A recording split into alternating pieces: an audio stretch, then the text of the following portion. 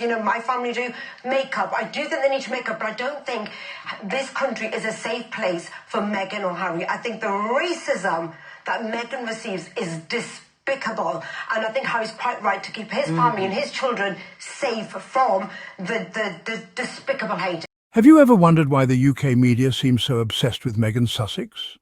The Duchess of Sussex, Meghan, has been a recurring face in the UK media. She's been scrutinised, analysed and criticised, all under the relentless spotlight of the press. The intensity and frequency of the coverage is staggering. It's as if every move Meghan makes, every word she utters is under a microscope. This relentless scrutiny isn't just about reporting facts. No, it's more than that. It's an obsession, an unhealthy fixation that seems to be driven by something deeper. The tone of the coverage is often negative, sometimes even malicious. It's as if the media paints Meghan as a villain, a scapegoat for all things wrong in the royal family. And the question that nags at the back of our minds is why? Why this obsession? Why this relentless vilification? It's time to delve deeper and uncover the hidden truths behind this obsession. To understand this obsession, we must first look at the main culprits: racism, relevancy and profit. Racism, as uncomfortable as it is to discuss, is a driving force behind this obsession. The Duchess of Sussex, Meghan, is a woman of colour. Her entrance into the royal family, a predominantly white institution, caused a stir. The media, eager to capitalise on this, often highlighted her racial background in a negative light. It's a sad reflection of the deep-rooted prejudice that still exists within society. Then there's relevancy, a factor that cannot be ignored. The media thrives on sensationalism and controversy. Meghan's story provided plenty of fodder. Here was a woman, an outsider, who dared to challenge the status quo.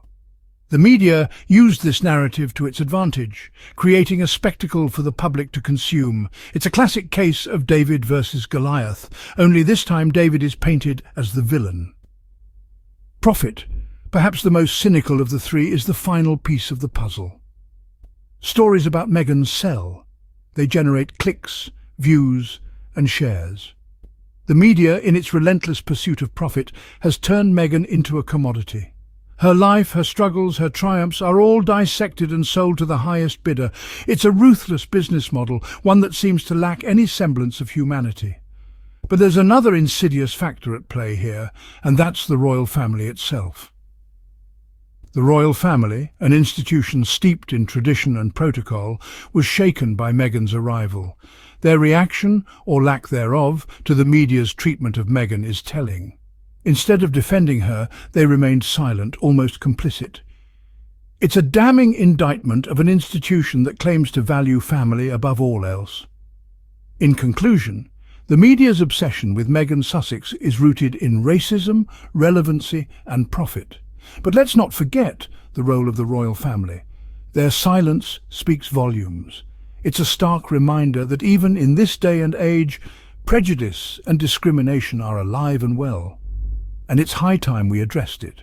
You might ask, what role does the royal family play in this? Well, it's a lot more significant than you might think. Now, let's delve into the murky waters of the royal family's involvement. It's a tangled web of complicity and silence, a deafening quiet that echoes throughout the grand halls of Buckingham Palace. While the media circus whirls outside, the royals remain ensconced within their fortress, seemingly untouched by the maelstrom. But are they truly innocent bystanders? Or are they, perhaps, silent accomplices in this relentless pursuit of Meghan Sussex? The royal family's silence in the face of such blatant mistreatment is not just complacency, it's complicity. It sends out a clear message that such behaviour is acceptable, that the relentless hounding and vilification of Meghan is somehow justified, and yet it's not just their silence that's damning. It's also their selective outrage. Where is the indignation, the swift and stern rebuke when one of their own is being mercilessly targeted? It seems to be absent, conspicuously so. This selective outrage, or rather the lack of it, further fuels the media's obsession. It gives them a free rein, a tacit approval to continue their relentless pursuit. The royal family, by virtue of their position, their influence and their sheer presence, are not just mute spectators in this saga. They are active participants, whether they acknowledge it or not. Their silence, their indifference, their inaction, all contribute to the perpetuation of this media obsession. They have the power to quell the storm, to stand up against the injustice, to protect their own. But they choose not to. They choose silence. This is not to say that they are solely responsible for the media's obsession, but they do play a significant role, a role that cannot and should not be overlooked. Their silence, their complicity, their indifference, all add fuel to the media's fire, further fanning the flames of obsession. Their silence speaks volumes, doesn't it? But the public isn't staying silent. They've called out the toxicity and mistreatment of Meghan Sussex. In a world where the internet has given voice to the voiceless, the public has risen in support of Meghan Sussex. The outcry has been loud, clear and undeniable. Social media platforms have been flooded with messages of solidarity, hashtags trending globally, and petitions demanding change. Take, for instance, the #I Stand With Meghan movement that swept across Twitter not long ago. This was not just a trend, but a revolution, a digital rally where thousands upon thousands echoed their support for Meghan. They denounced the racial undertones, the hate, the constant scrutiny she faced, and the blatant vilification by the media. Then there was the powerful open letter penned by 72 female MPs, cutting across party lines, expressing solidarity with Meghan. The letter condemned the outdated colonial undertones of some stories, and called out the media's invasive and negative press coverage.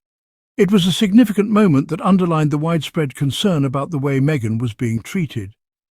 Across the Atlantic in the United States, Meghan's homeland, her supporters rallied around her. Talk show hosts, celebrities and the general public stood up to defend her, calling out the UK media and the royal family for their treatment of the Duchess. The public outcry has been a beacon of hope in an otherwise dark narrative.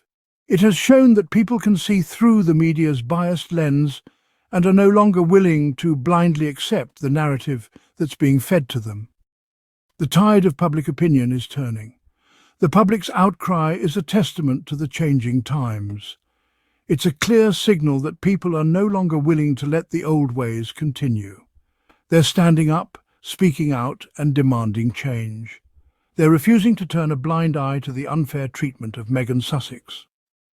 The tide is turning, and it's clear that people are no longer willing to turn a blind eye.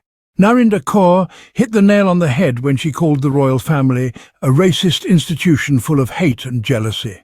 This statement, stark and unyielding, paints a harrowing picture of the reality Meghan Sussex faced. The implications are far-reaching. For it not only condemns the royal family, but also the media that facilitated this mistreatment. The media, like a puppet master, has manipulated public opinion, turning Meghan into a target of hate.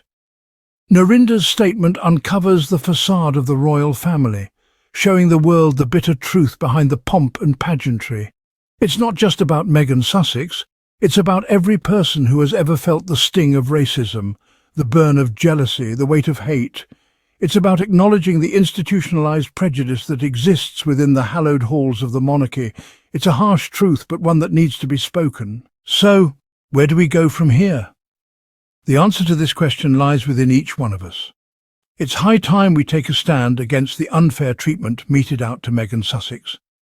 Let's not just be passive spectators, but active participants in challenging the existing narratives. Question the media's portrayal of Meghan. Dig deeper. Seek the truth.